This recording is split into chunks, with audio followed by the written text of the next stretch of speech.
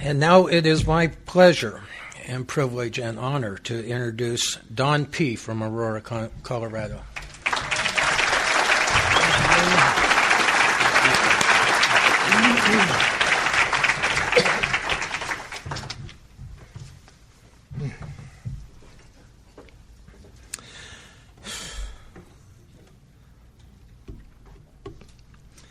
Just give me a minute.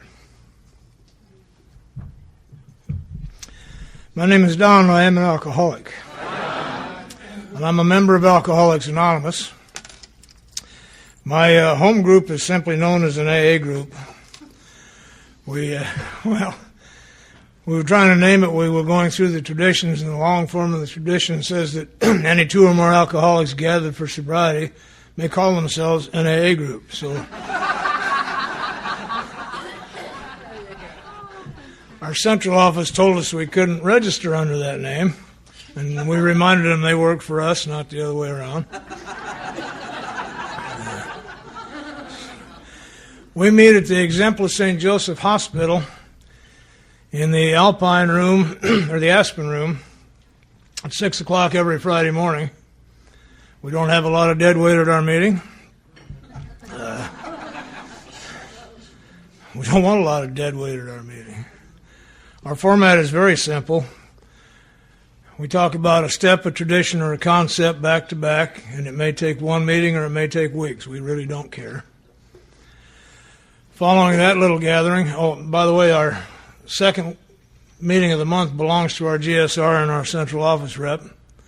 We are part of Alcoholics Anonymous, and our business meeting is one of our regular meetings. You can bring new people there. If we're talking about the tense concept, we won't hurt them. They don't hear anything anyway. Following that gathering, we all go into the cafeteria and have breakfast together where the real meeting takes place. Now, I hate to admit it to you, but in any formal meeting, I'm only partly listening. Part of my mind is working out what I'm going to say when it's my turn. And I wish it weren't so, but it is so. But over breakfast, we just chit-chat. We have a favorite. We've been 12-stepping for about 1.5 years now. A little Mexican fellow that has been in an accident, has some brain damage and some other things, and he has to show up at the hospital regularly for therapy. Well, we know who he is. All you got to do is look in his eyes and you know why he had that accident. So we started quietly 12-stepping him. And sure enough, he was drunk. He still, after 1.5 years, has not come over and sat with us at the table, but he likes to have us come and visit with him, 2 or 3 at a time, and he'll stop and say goodbye. But of more importance, people watch us, you know. People don't hear much what we say, but they watch us. Whether you like it or not, anytime you are identified as a member of Alcoholics Anonymous, you are Alcoholics Anonymous to whoever's watching. About 6 months ago, our little fella had a grand mal seizure right there in the cafeteria, right over on his head. Blood everywhere. You know, head wounds aren't really bad, but they sure look ugly. And I've never seen such response from a hospital staff. Everybody from the administrator to the blue cart people were just there. We are reasonably sane in our group, and though we loved this guy, we knew, don't try to help. We're in a hospital, for God's sake. Okay. Just stand back and wait and let the experts do it. And after he'd been cared for, 3 of the nurses came over to make sure we were okay.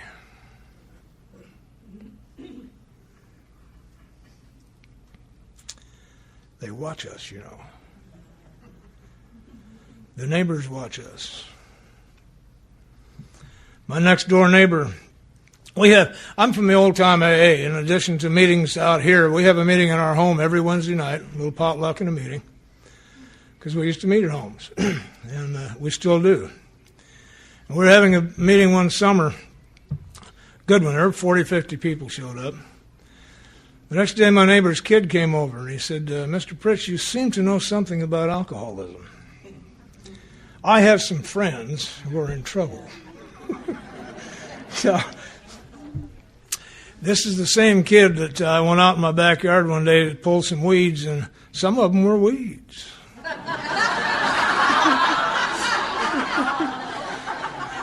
And I quit growing that stuff years ago, so I just pulled them up. We had a big black lab at the time. I just pulled them up. They're just weeds. A few days later, he approached me and said, Mr. Pritz, if I came into your yard, would your dog bite me? See, I know he's thinking, I got to replant that stuff, and I don't want it in my backyard. So I said, no, Chris, he wouldn't bite you. I think what he'd probably do is eat you and bury your bones under the apple tree. They watch us,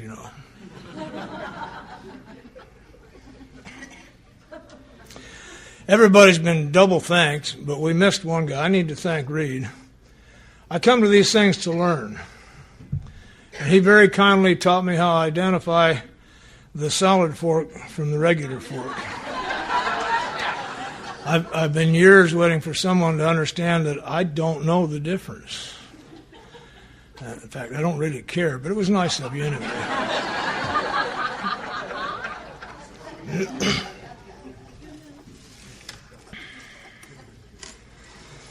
I've been profoundly moved by this weekend. If this is your first one, you have been privileged by the program. Not just the speakers, the workshops, and the speakers, and the spirit of this gathering. I have been continuously sober since December 26th of 1967, and I'm profoundly grateful for that. It's due to the power of God and because everything I was asked to do here in AA was the truth and it worked. I talk about my sobriety date because it's time we dispel a rumor that crept in and became kind of a myth in Alcoholics Anonymous. For you new folks, relapse is not a necessary part of recovery. Okay.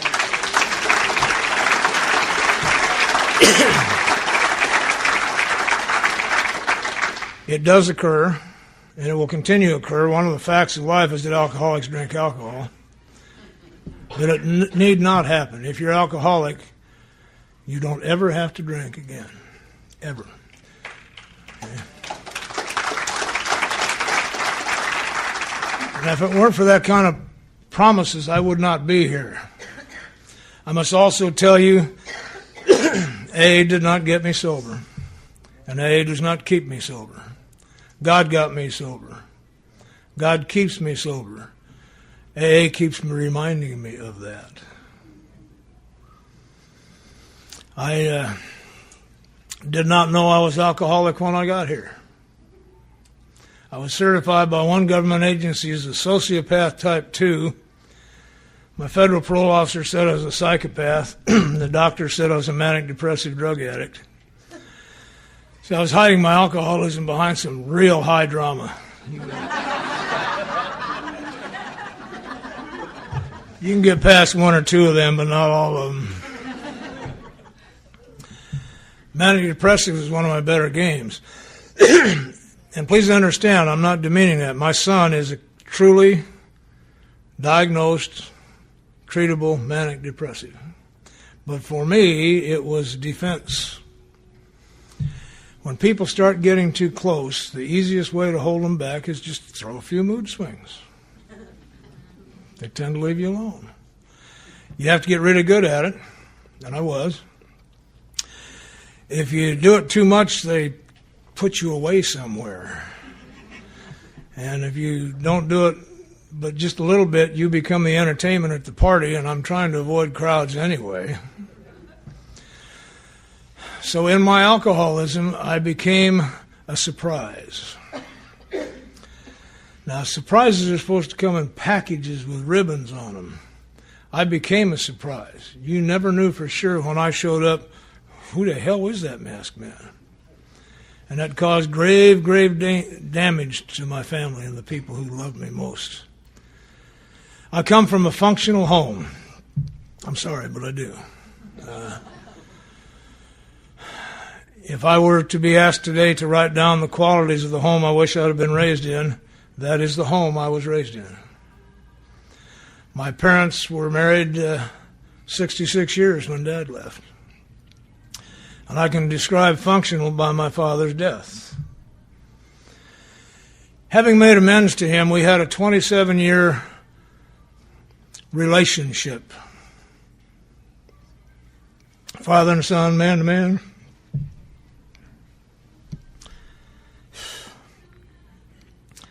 Nothing undone, nothing unsaid. So I know that about 6 months before he died, he wanted to leave this planet. He was tired. He had dry gangrene in one leg, and he was losing his memory. And for my dad, that was bad news. My dad was an unmeasured genius. Truly, at the time of his death, they didn't have a test that marked where he was.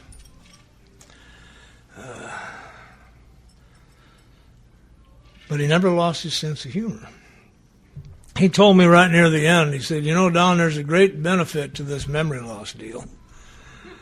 I only have to rent one movie for the rest of my life.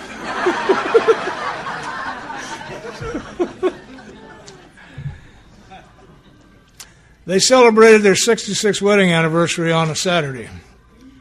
On Tuesday, Dad went into a coma, and a few days later left the planet. Now, the opportunity to have rebuilt a relationship with him was brought to my attention. My function for the rest of my life, from the day I got sober, is to fit myself to be of maximum service to God and those about me. There was no grieving for my dad. It was a good death. It was done. He was ready to go, and we were all current, if you will. What it did was make me available to the nieces and the nephews and the grandchildren who didn't know what was going on. I could walk them over to him and say, talk to him. He can't talk back to you, but if you have anything to say, get it said. Do it. He stayed around for that party. That's why he stayed, because he knew how important that was to my mother. That's functional. My brother is a professor of music at the University of Colorado. Oh, pardon me, I'm going through some physical things that just make me whine like a baby. Life touches me right at the moment. Now, he and I grew up in the same house. He lived in the next room over, right down the hall, and we petted the same dog and everything.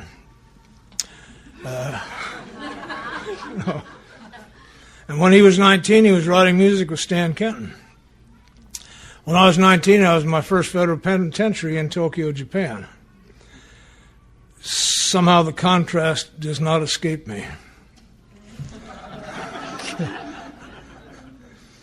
My brother's a marvel. They take him to Russia and the Scandinavian countries every summer to teach. He's probably the world's foremost synthesizer musician. Quite a guy. Let me tell you what he and I have together. We made amends. After it took 22 years to do it, by the way. He couldn't trust me. For 22 years, he could not trust me. So when you get around to trying to clean it up, remember the damage we do to people sometimes lasts a long, long time. And they watch us. My words mean nothing. It's my actions. When we finally got it done, one of the things my brother gave me as a gift, he said, I've discovered you and I are doing the same thing. With my music, I'm trying to reach people deep, deep in their souls so they can change if they need to and have a new experience with life.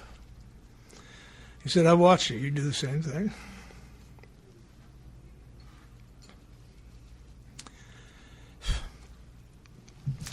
He said, I use a trombone. You use your mouth. You don't want to miss that. That's what sobriety is about. Sobriety is so far beyond not drinking, it just irritates the hell out of me in today's AA that we think not drinking is more important than recovery from alcoholism. tell you new people something. If you recover from alcoholism, you won't drink.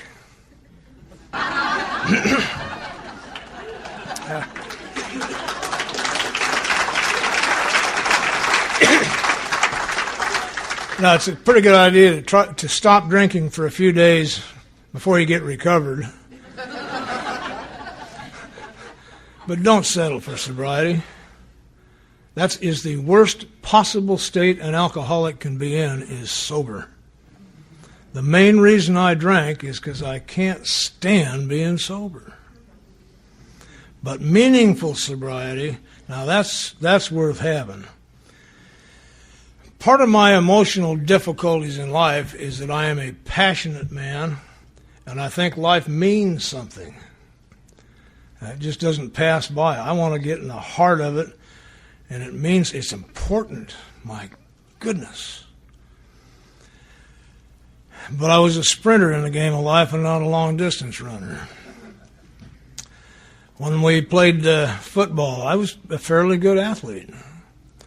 I was quarterback at one time, and I'll never forget the day I made a quarterback sneak and it worked. And there's nothing between me and the goalpost but air.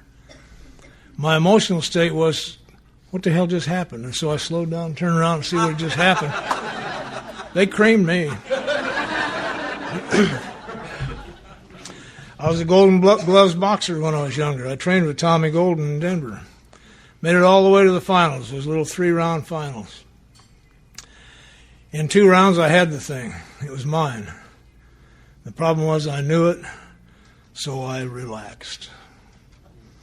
He had a motivation I didn't know about. He had 2 brothers up in the stands who had told him, if you lose this one, you got 2 more coming as soon as you get home.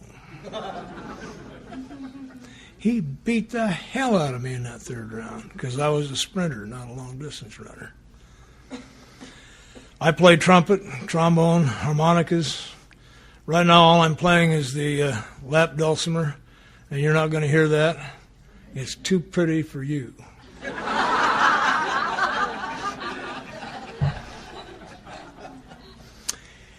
It's one of the examples of the lessons I've learned about love from my wife.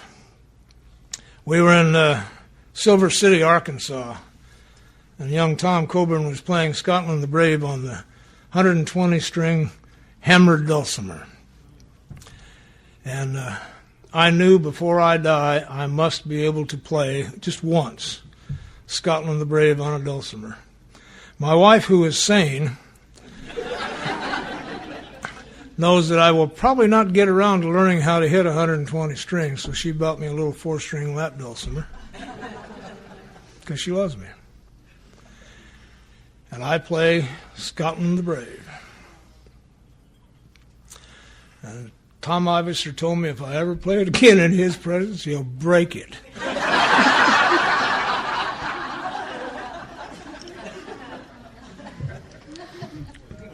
I think it's pretty.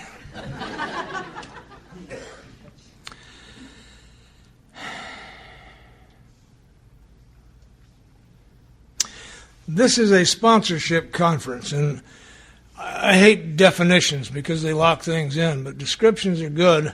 I want to do something for you new people. This is not about me. Please understand this. One person sponsors another, and they sponsor another, and the circle goes out. And as a result of that, I have a family. AA is a big family. But as in all families, there are immediate family and there's kissing cousins.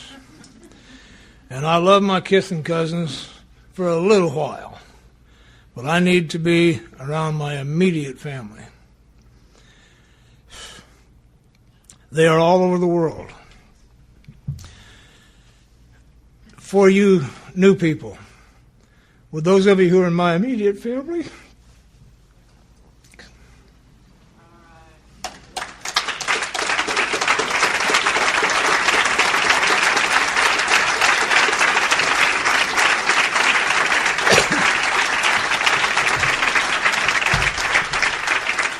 now, you don't want to miss that. Several of these people are insane. 2 of them are stark raving mad. When there's nothing good on television, I just think of the last time I was with Brendan.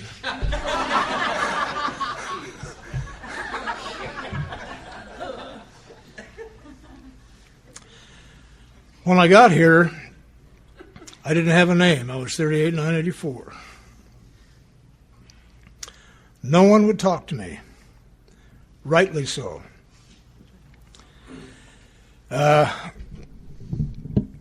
My alcoholism has taken me some strange places, and I almost hate to talk about some of them because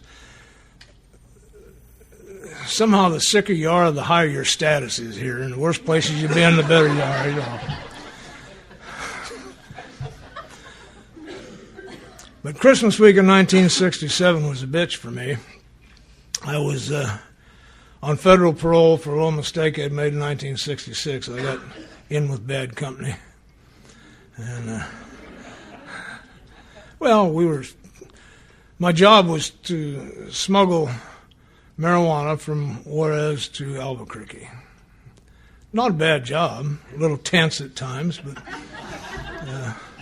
paid well. But the fellow who hired me to do one of those jobs turned around and turned us all in so he wouldn't have to go to prison. He made my inventory, by the way. So I was on federal parole. I had two little boys whose mother had abandoned ship years before. She also is alcoholic. So I was a single parent, homeless, for about 4.5 years, and that was before it became fashionable to be that. We finally had to land, and the boys and I lived in a basement apartment between an old lady who raised cats. I was down to about 133 pounds. I am not a drug addict, but I'd come from the generation where I used a lot of speed. It made it possible to drink longer and better, and it made it possible to get the hell out of town faster.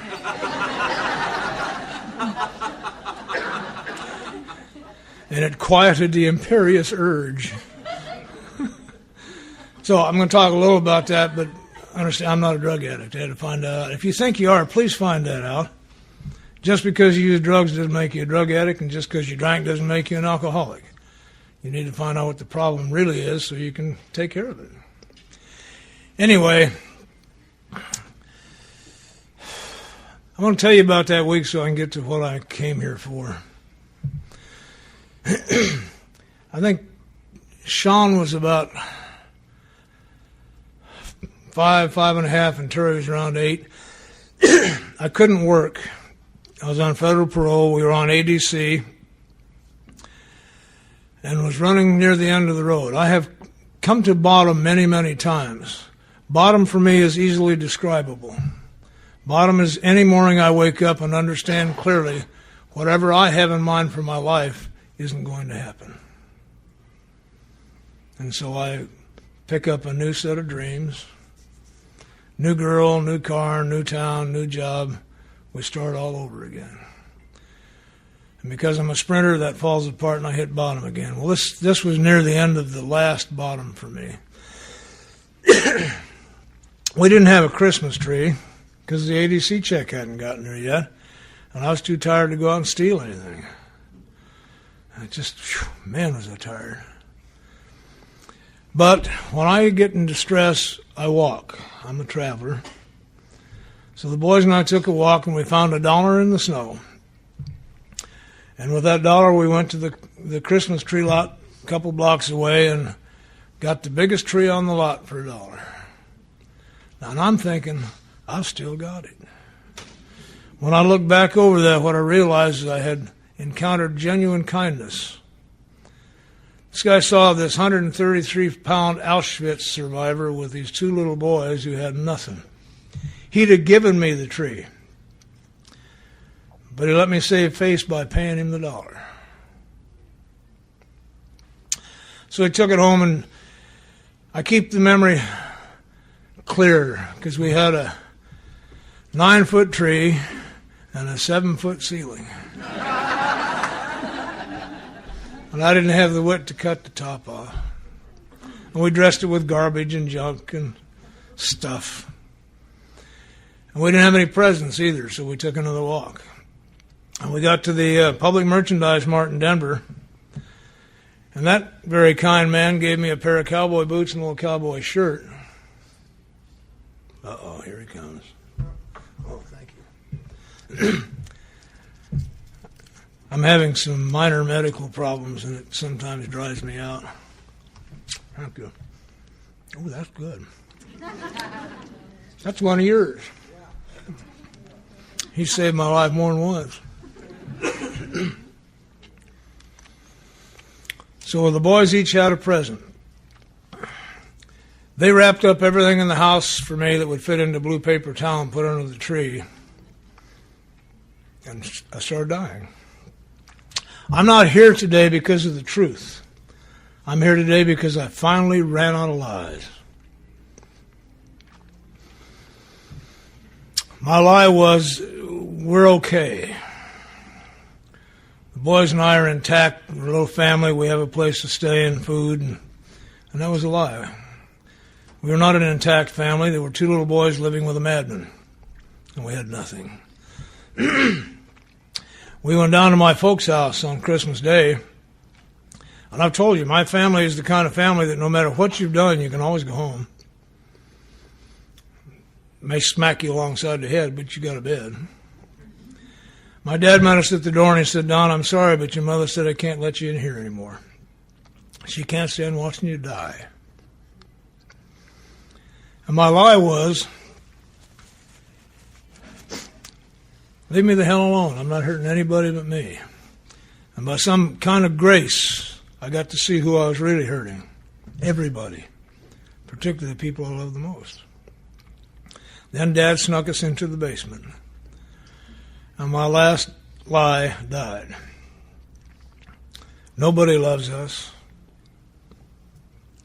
Nobody cares. He did. He jeopardized the peace of his own home that day by sneaking us in. So I went home that day, Christmas Day of 1967, with no lies left, a heart full of self-pity, and moved from the lies into the truth. And I'm got to tell you, it's sad as hell, but I have finally understood I had become completely useless. There was no reason for me to be on the planet. I couldn't find one. Kids would be better off, folks would be better off, and it was the truth. Everybody would be better off. I think uselessness is the absolute rock bottom of all human pain. At the point of uselessness, you either surrender or die. And I had nothing to surrender to. So I took a 2-month supply of amphetamines and shot them up my arm and laid down and died. Drank everything in the house and died. And I really think I died. I haven't had a drink since. Woke up in the morning, didn't feel too good. Well, hell, the police were at the door, and I knew I wasn't dead. What a day. I hope if you try it, you make it. There's nothing more disappointing than waking up after you've killed yourself. God. But I was in a wondrous state. I was now ready for you. I'm a complete failure at living and a complete failure at dying. I don't have any options left. Without knowing it, I had become willing to go anywhere anyone said and do anything anyone said, if it meant I didn't have to be that creature anymore. That's all I came here with, was a willingness to change totally. And I didn't care what I changed into, just whatever. Anyway, I laid in jail for 5.5 months and healed up. What they had was 9 charges. First one called for 3 years to life in the penitentiary. And the DA promised me he'd bring the others one at a time if I beat that, but I was through. I really didn't care. I know I was through. We came to trial, and they took me in a room with my attorney and said, we've been talking to the federal people, because they really are the ones who still own me. I owed them 5 more years. We've all concluded you're really sick.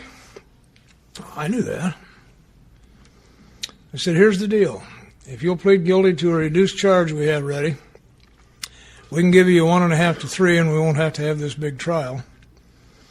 We'll give you 1.5 to 3 and suspend it and give you back to the feds, and they've already agreed to take you to Fort Worth, Texas, to the mental hospital and fix what's wrong with you. I'm an alcoholic, not an idiot. I signed right there. I signed up for federal mental hospital.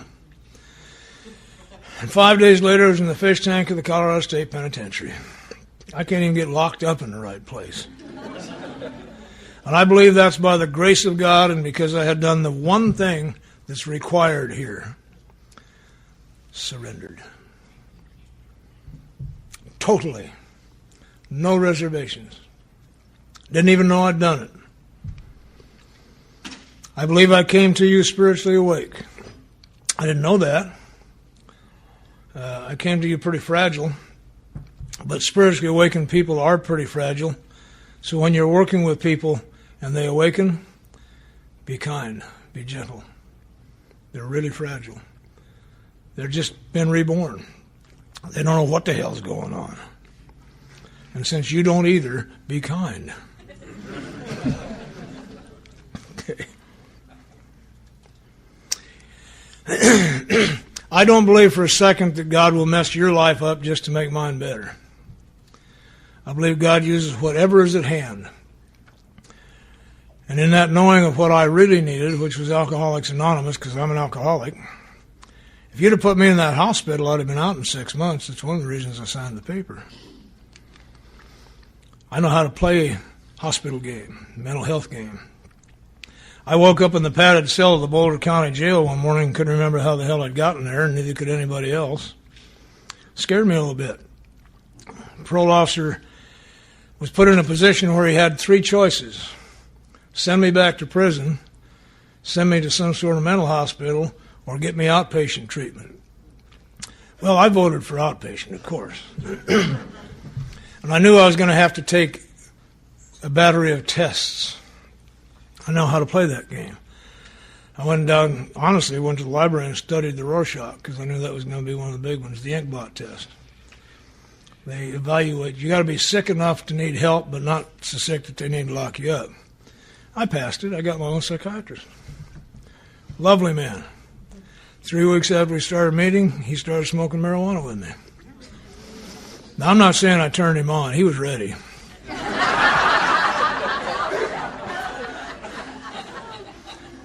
But the game is, if you can't beat them, get them to join you.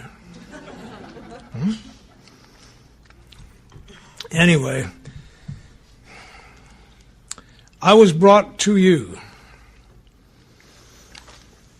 In the 3rd week in the fish tank, for those of you who haven't been there, is a 1-month orientation where you learn how to live in your new community. They test you and thump you and bump you and find out where you're going to go to work and kind of teach you who the players are and who not to play with and what not to do. In the 3rd week, I can still hear it. The guard called out to us, "You people will come down and you will listen." Well, I didn't have anything else to do.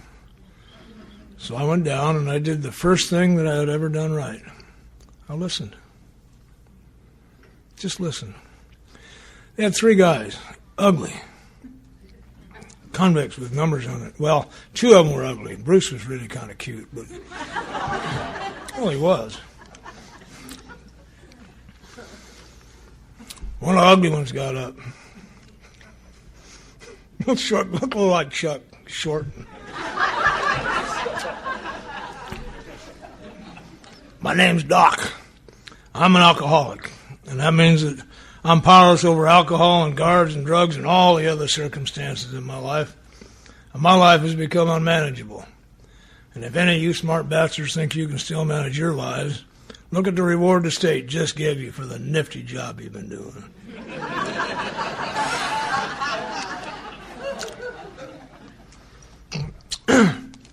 Because I was listening, I heard him. He says, "Your very best thinking got you to the penitentiary. You're not doing too good, are you?" Well, no, that's where I am. Then he did what AA does if it's working right. He went 1 step past that. It isn't what happened, what I was like. He said, but we can show you a new way of thinking.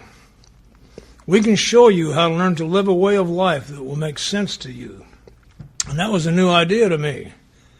I've been trying to live my life so it made sense to you. And my life didn't make sense to anybody. My life makes a lot of sense to me today. It still doesn't make a lot of sense to other people, but I don't care. When you start buying my groceries, you can tell me how to live. Yeah. Makes sense to my wife. We've been married 27 and a half years now. We haven't had a fight yet. That's the truth.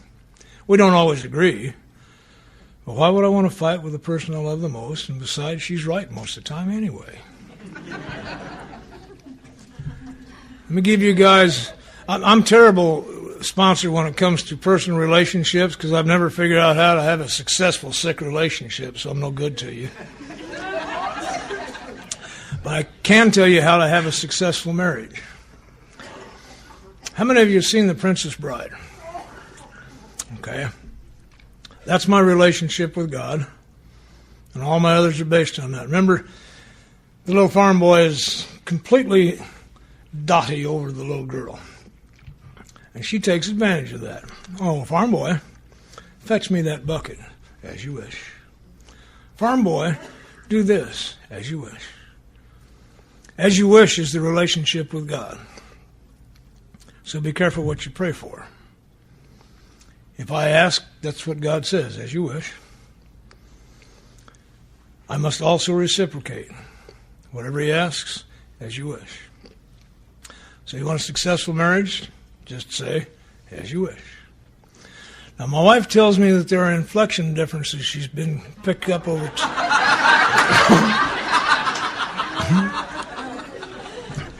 Rather than fight, if I think there's something not quite right that she said, as you wish. But that works just as well.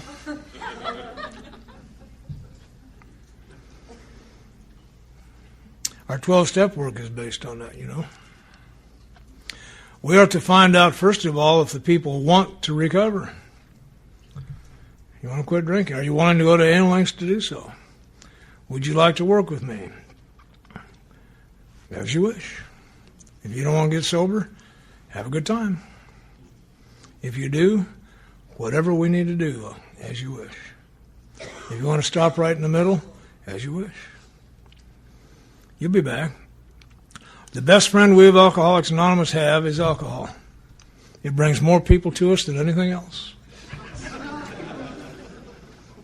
Good friend. Oh, yeah. Don't hate it. Somebody wants to drink? Buy them one. One. Then I got to go.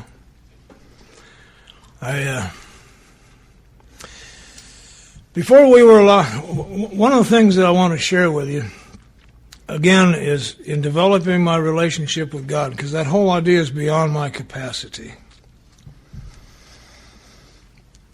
I have to look at the people involved. Now, the three people that helped me most, we had to go through a 12-step study school before we were allowed to go to the AA meeting.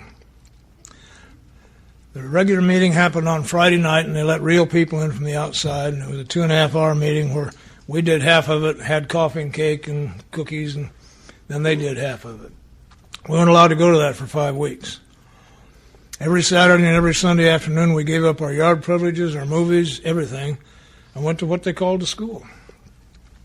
3 or 4 hours, and all it was they took the big book of Alcoholics Anonymous and read it out loud to us. Shared their experience with it and of it, and gave us the assignments that come out of there, asked us those questions. First thing they said when I got in there, by the way, because Jim and I decided, let's go. Those same 3 guys were there.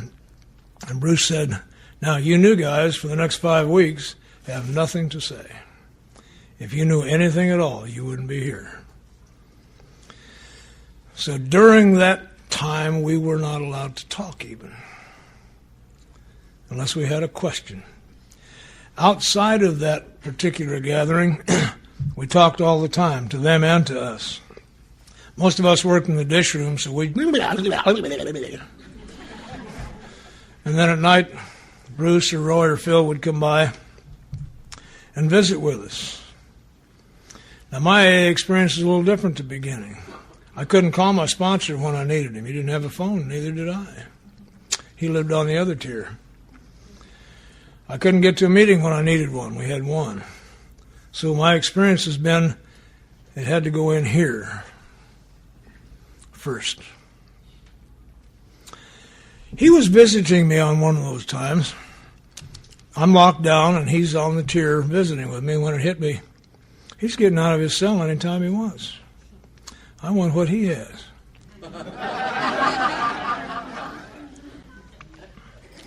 This is a man doing a natural life sentence for a double murder he committed one day in an alcoholic outrage and a stick-up. And he was free. That's what I wanted, to be free.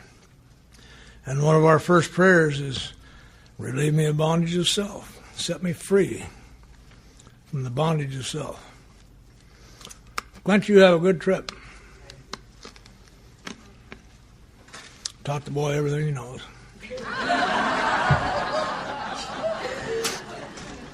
He knows I waited till he got out of the room before I said that. And they showed us precisely what they had. They could describe it, and they could tell us precisely how they got it. And all I had to do was what they did. I learned about alcoholism. I was in my first federal penitentiary at 19 because of alcoholism, not because of gangsterism. When I drink alcohol, I get lost and I can't find my way home. That happened to you? And when you're in the Navy, that's a felony. And I was. I'd get a 24-hour liberty and be back in 26 or 28. Get a captain's mast and we'd go to sea, and that's all there was to that. The last time I did that, I had a 24-hour liberty in Long Beach, California, and 23 days later, when I got back to the ship, it was gone. And it was going to a war zone, and I was in deep, deep trouble.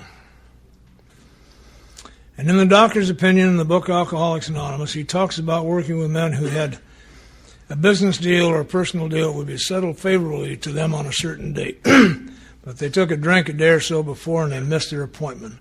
And I began to see, oh, yeah, I took a drink in Long Beach. It's the first time I'd ever linked these consequences with a drink. See, these consequences do not define alcoholism. That drink does. I got to sponsor a psychiatrist once. I loved that. He was smarter than anybody. He was the founding psychiatrist of one of the finest alcohol and drug treatment programs in the world. He just couldn't stay sober. And I like working with new people because you teach me effective prayer. Oh, God. Oh, God. What am I going to say to this one? And I'm reading the doctor's opinion to him because I understand, as smart as he is, the main problem most alcoholics have is they can't read. They either read above the line or below the line. They just can't seem to get the line. Or they interpret what they read. I know, I do that. I don't know how many hours I've spent in AA meetings deciding what do they really mean by that. Words like immediately. Well, it means immediately. That's what it means. But we'll discuss it.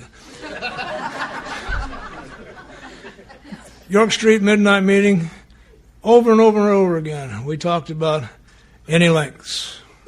What does any lengths mean? And we talk about that. It means any lengths.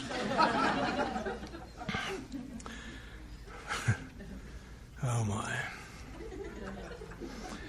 And I'm reading the doctor's opinion to him, and I'm watching it go in his head and get lost among everything he knows about alcoholism. And I'm praying, what can I say that's even simpler than this? And I heard this come out of my mouth. I said, Don, what happens to you after the first drink? Well, he says, around the fourth or fifth or sixth drink, I tend to forget where I'm supposed to be next and what I'm doing, and I end up getting drunk. I said, well, what happens to you after the first drink? All around the fourth or fifth or sixth drink, what happens to me after the first drink is the second drink. And if you're new, that's all you need to know about alcoholism. If that happens to you, don't go anywhere. What happens to me after the first drink is the second drink. And it may not be this afternoon, but it will be there. And that leads then to the spree. And the consequences. And I can hide behind all the drama. It's that first drink that starts it all. I have a condition of my body which for some reason compels me to have another drink after I take one. And I don't have any choice in the matter. I can't stop it from then on. It has to run its cycle. And I've got an even worse problem. I've got a mind that just can't seem to remember that. It'll be different this time. We didn't get sick because we drank too much. It was bad chili. And on and on and on and on. So I've got a body that condemns me to die if I drink, and a mind that condemns me to drink. Against my own will. I can give you 100 reasons why I drank, and every one of them is valid, but the main reason I drank was no reason at all. No reason at all. And that problem rests in my mind, and I can't solve the problem with the problem. Thank God mine was destroyed when I got here. After I learned about alcoholism, Bruce said, now, we're going to assume that you went insane about 2 seconds after birth, so that we don't have to track anything. Fine with me. He said, we don't even think the truth's going to work for you. You take the truth into your head and your ego catches it and says something like, I can use that later. And so by the time I do use it, it's not the truth anymore. It's my warped version of it. And he said, we suggest you forget everything you think you know about anything, particularly about God. And I rebelled. I said, come on, surely I've learned some truth. He says, it's doubtful, but it is possible. And granting that it is possible, here's the deal. Anything that's really true will still be true when we're all through. And the rest of it's garbage. Just drop it. And by some form of grace, I was able to do that. To this day, if I'm doing battle with you, please understand it's my opinion, which means it's automatically warped. Even if it's the truth, it's warped. If I have to convince you of something, I'm in trouble. Because I will not listen to you. And if I don't listen to you, I won't know what you need. And as a sponsor, I need to know what you need, not what I think you need. So when we both get lost, neither one of us know, we just open the big book and read it out loud. And suddenly we find out what we need. I came to believe in the power of God, and I came to believe that this could work for me by watching 3 absolute total failures who had been changed. Bruce was a killer who couldn't kill anymore. Couldn't. He was a different person. The guy telling me the story could not have committed the act he was telling me about. And I asked him about it. He said, that's right, I've been changed. God changed me. Roy Nichols, God love him, he was a stick-up man. Not a very good one, obviously, but a stick-up man. And he didn't do it for the money. Roy liked going to supermarkets and going from station to station to station. He liked the adrenaline rush he got, knowing every second you're there, you're closer to getting busted. What he really liked was the look on your face when he put a gun to your head and took your stuff. I heard that. I smuggled a load of marijuana across the border one time. I'm trying to get my life back together at my dad's house when Albert called me from Albuquerque and said, we got a problem. I got these 2 little kids trying to get my life back together. Albert says, we got a load as far as Juarez and our driver got arrested and we need a driver. You want the job? Well, I drive. I'm trying to get my life back in order. So I said, of course. Did the deal. And I didn't do it for money. I did it for prestige. I was the only one in the United States they could think of to call. To go into old Mexico.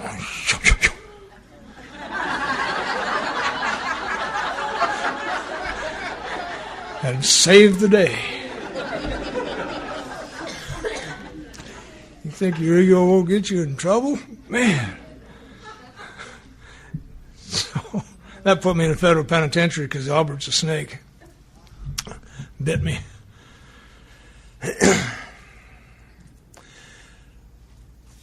This has to be real, and I needed sanity and insanity to be real for me. I've been studying it for years and playing it for years.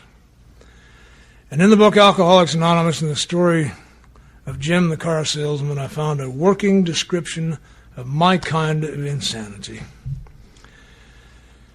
Read the story. I don't have time to tell it to you. I love to tell it. The upshot of it is Jim was here in AA 6 times, kept drinking. Last time he drank,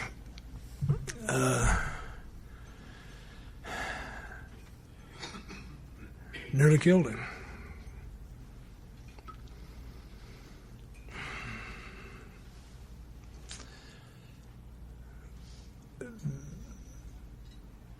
Bill says that what he did was insane. He said, how can anything be less than insane? Insanity is described there as lack of proportion and of the ability to think straight. And that's the kind of insanity I have. I have no proportion in my life. If one works, take 10. Fear is for sissies. Pay 50 cents and get on the roller coaster and get scared. I like raw terror, man. That's good stuff. That'll get you out of bed. Make you feel useful. I don't know much about anger. I know about calm and I know about killer rage. And I go from one to the other just like that. Okay. Over really important stuff. Like getting cut off on the freeway or dinner wasn't hot. Break something.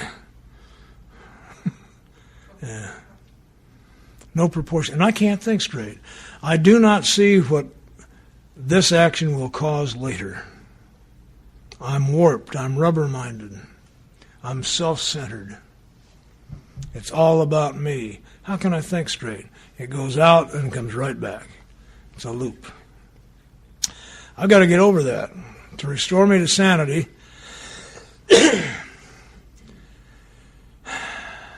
was important. Now, these 3 guys, please understand, the reason I was listening to them is they took me as I was where I was. No name, living in a cage, which was appropriate, and they accepted me as I was where I was. I didn't have to clean up for them. And they kept talking about this God. And I got thinking one day, my experience was, if they can take me as I am, as flawed as they are, maybe this God that they're talking about can too. And it opened that door. We got to the 3rd step and I had a real dilemma. I have never been afraid of the unknown. I love the unknown. It's where all the action is. Okay? I get bored with the regular stuff. What I'm afraid of is always what I think is going to happen. I create it up in here. I've got a manufacturing plant for high-grade fear. Well, we came to the 3rd step, and I had one left. I'd been able to forget everything, but I had one left. I was afraid if I really turned my life and will over to the care of God completely, that he'd put me on the corner of Colfax and Broadway handing out Watchtower magazines and asking strangers, have you been saved, brother? I've got this palatial suite in cell B49 right in the Colorado State Penitentiary, and I just couldn't see me lowering myself to that. Lack of proportion in the ability to think straight. See, I had a model for that. When I was in high school in Denver, on the corner of Colfax and Broadway, was a fellow we called the Brown Man. Lovely man. Brown suit, brown shoes, brown tie, brown shirt, brown hat, brown attitude. And as people would walk by, he'd hand them a Watchtower and ask them, have you been saved, brother? And we used to drive by and make fun of him. And that's what I was afraid of. That if I turned my life over to God and did God's work, he'd make fun of me, and I'd rather die than feel like a fool. And I had a very wise sponsor. He said, oh, well, let's talk about that. Now, for you new folks, please understand, let's talk about that does not mean let us talk about anything. It means if you'll be quiet for a minute, we'll see if we can drill through that hard head of yours. Truth without love is cruelty. And confrontation without a real answer is brutality. But he loved me, and he had a real answer. So he said, Don, do you suppose that the guy that's handing out watchtowers down there today had breakfast where he wanted to? And I said, well, yeah. He said, well, you didn't. Oh. Do you suppose that that fellow who's making a fool of himself asking strangers if they've been saved is wearing the clothes that he picked out to do it in? I said, well, yeah, probably. He says, you're not. Do you suppose that when he's all through humiliating himself today, that he gets to go home? And he had me.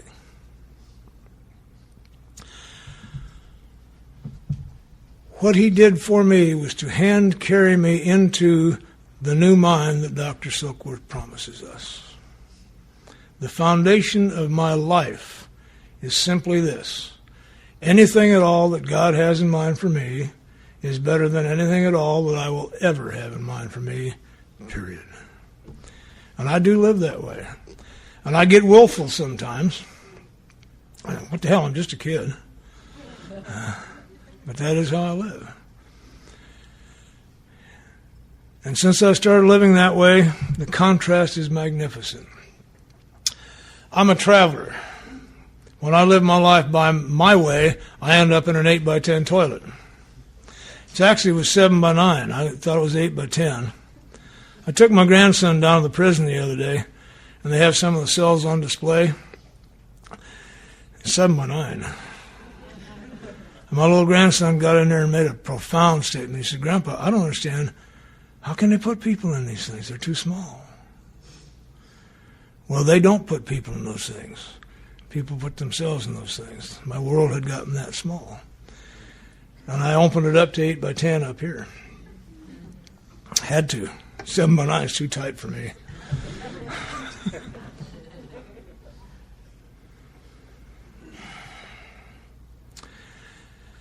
I'm a traveler. Since I started working for God, I've been all over the world, literally. U.S., Canada, Russia, Japan, Puerto Rico, all over. Where the hell am I today? See, if I'd have only gone the places I'd have thought of, I'd have missed all the great places. I couldn't have a lasting relationship with anyone. And when Jackie begged me to marry her, I said, as you wish. Well, she didn't hear her.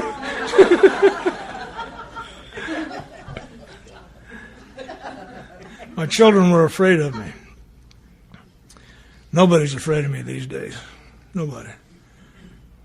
My granddaughter came to me the other day, little Gianna, said, Grandpa, you're the best grandpa in the whole world. And I'm a curious fellow. I said, well, why do you think that, honey? She said, oh, because you love us so much. She also described the alcoholic mental process.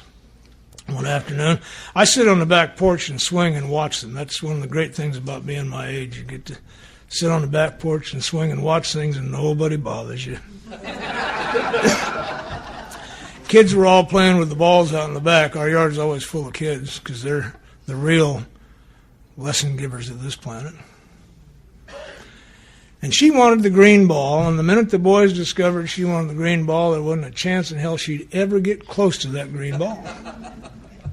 And I watched her go through her gyrations. She's brilliant. Nothing she could do would bring it about. And she ran up on the porch and sat on the swing next to me and was quiet for a minute. She says, Grandpa, they won't give me the green ball. They have ruined my life.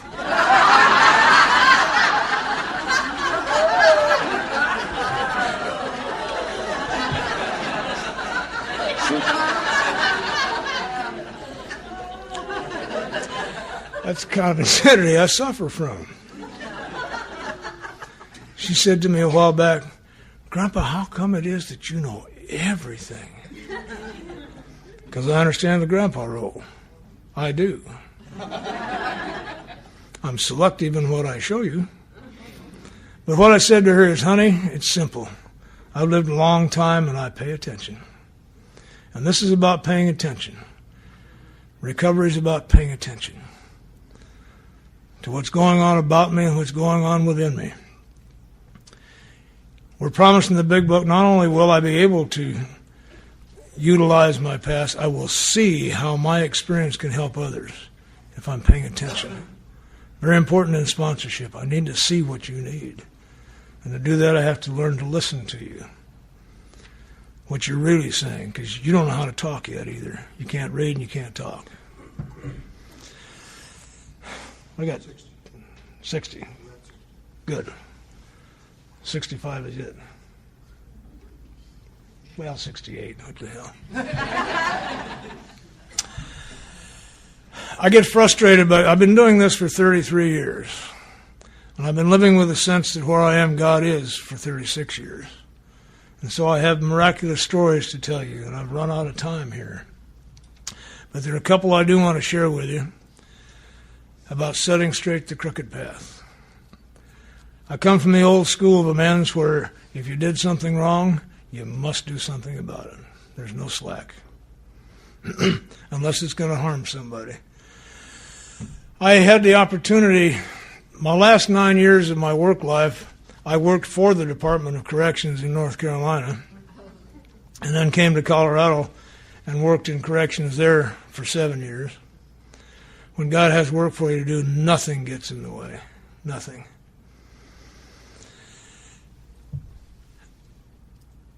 When I was about 3 years sober, I'm still on federal parole, and my memories began to come back. They will do that, new people. God's very merciful. You don't get to remember all the bad shit you did because it'll kill you. It'll come slowly as you get better. And one of my memories came back in the December before I got hit in Cheyenne, Wyoming. I had used a bad check to pick up a prescription I had written myself. So I can write as good as any doctor. So we could get out of town. Okay. Now that I remembered, I got to do something about it. But we're given pretty simple directions. It says in the big book, if others are going to be involved, we talk to them about it, secure their consent.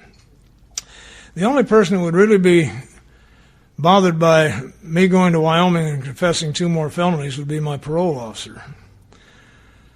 So my sponsor and I talked it over, and it got clear I had to go to my parole officer and confess 2 more felonies.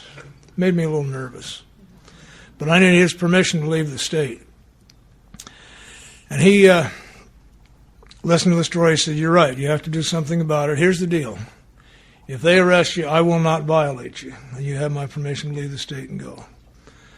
So on the way home, Gary and I talked about it. And he said, it also says in here we're not to be the foolish martyr and just throw ourselves into the lion's cage.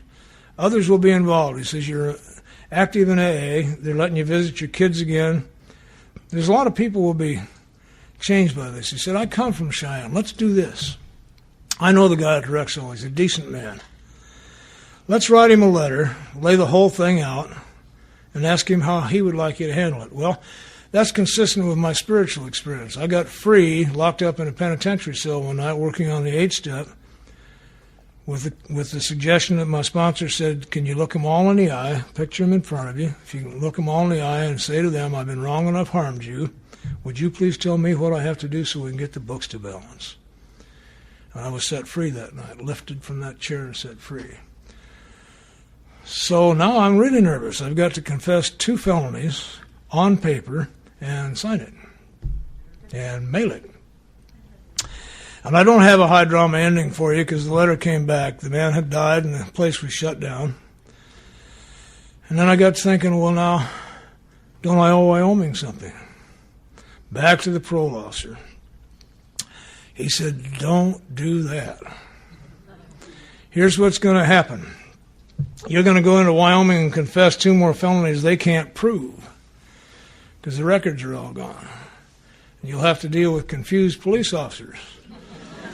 And I don't want you dealing with confused police officers. He knew about AA. He said, you just keep doing what you're doing and an opportunity will be made for you. 3, 4, 5 years ago, while I was still working in corrections in Colorado, I was sent to Cheyenne to open an alcohol and drug treatment program in a facility.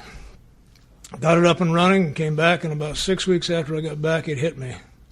It's over.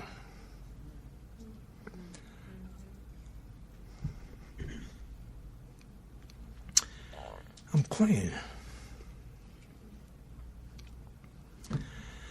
An opportunity will be made the minute you get willing. It may not happen today, but an opportunity will be made. It took 22 years to make amends with my brother. Because he's a decent man, a stand-up guy. And he had watched me betray our dreams, all the promises, break the family's heart. It's a long time before he could really trust me again. And when I was in North Carolina, one of the ways I make amends to my mother is I go see her on a regular basis. She said, honey, all I've ever wanted for you is that you be happy, so I go by happy all the time. And drag happiness with me, children, grandchildren, great-grandchildren, stories about you. And I was visiting her from North Carolina, and my brother came in and sat down, and I had my leg crossed over like that, and all of a sudden he kicked me on the bottom of the shoe. And he said, you know, Don, I'm really glad to see you. And he was shocked because he was glad to see me. He hadn't felt that for a long time. Blew him away. And because he's completely straight, he said, listen, next time you're in town, let you and I go up to the cabin and do a little fishing. Now, God's made me a listener. When you ask people, what do I have to do? You shut up and listen while they tell you. What he really said is that you and I need a whole day by ourselves with no interruptions. So we did. Didn't do a whole lot of fishing, played a little cribbage, but we talked. And we got it all shook out. And my brother said to me, now there's one last thing you need to know. He said, I'm 58 years old now, and I believe I've been able to make a decent contribution to life. Now, you don't just tell anybody that. That's your soul. It only goes to people you really, really care about, you really love deeply. My heart soared. We're back. My brother and I are buddies again. But the great thing he did for me that day, he not only gave me that gift, he gave me the gift I've looked for years. To tell you how I feel about you. So you didn't get me sober, but I was brought to you to learn about love and service and how to be part of a family.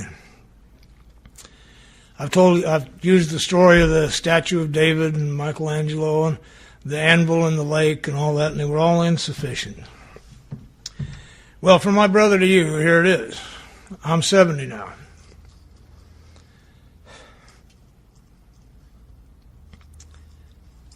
And because of you,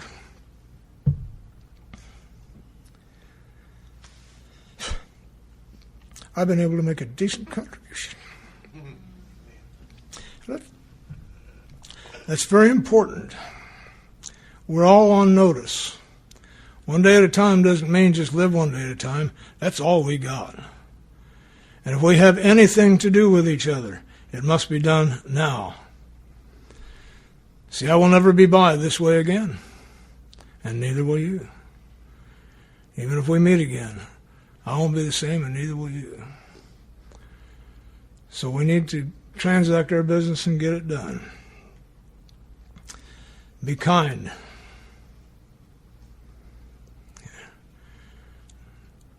Nothing works better than kindness. The people coming to us are badly wounded. Self-inflicted wounds most of the time, but wounds nevertheless. They don't need to be yelled at, pushed around, beaten up, or pampered. They need to be told the truth. If you are alcoholic, you don't ever have to drink again. You don't ever have to live in the kind of pain you've been living in ever again. We do not promise you a pain-free life. But The pain of active alcoholism need never be yours. And the pain of active alcoholism is that I'm different and I don't belong here. Well, if you're alcoholic, you belong here. You're sicker than hell, and so are we. And we're all going to get well together. And I love you very much. Thank you.